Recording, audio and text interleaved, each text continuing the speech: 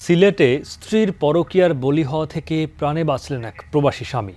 ঘুমের ওষুধ দিয়ে তাকে হত্যার চেষ্টা করছিলেন স্ত্রী ও তার পরকীয়া প্রেমিক। স্বজনরা গোঙানির শব্দ টের পেয়ে উদ্ধার করেন মিনহাজকে। ভর্তি করা হয় ওসমানী মেডিকেলে। পুলিশে দেওয়া হয়েছে অভিযুক্ত দুজনকে। বৃহস্পতিবার রাতে স্ত্রীসহ নিজ ঘরেই ঘুমিয়েছিলেন জৈন্তাপুরের ওমান প্রবাসী মিনহাজ।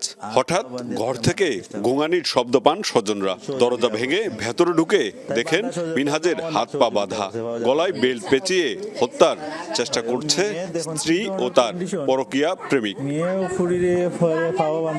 গুরুতর অবস্থায় মিনহাজকে উদ্ধার করে ওসমানী মেডিকেলে নেওয়া হয়। স্ত্রী ও তার প্রেমিককে ধরে সোপর্দ করা হয় পুলিশে।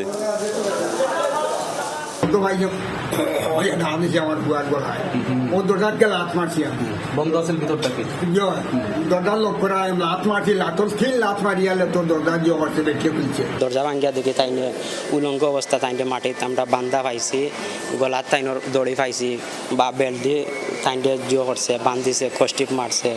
5 বছর ধরে ওমান প্রবাসী ঘাটের ছোটি এলাকার মিনহাজ 2 বছর আগে হরিপুরের মনিরা বেগমকে বিয়ে করে আবারও বিদেশে চলে যান। ফিরে আসেন মাস দেড়েক আগে। ওষুধ খাওয়ানোর পরে আমার মাথার যে সেক্স আছে না, মানে সারা মানে রয়ে গেছে, সব কিছু বেহাল হয়ে গেছে। বেহাল অবস্থায় আমার চোখ বন্ধ হয়েছে, হাত বন্ধ হয়েছে, পাও বন্ধ হয়েছে।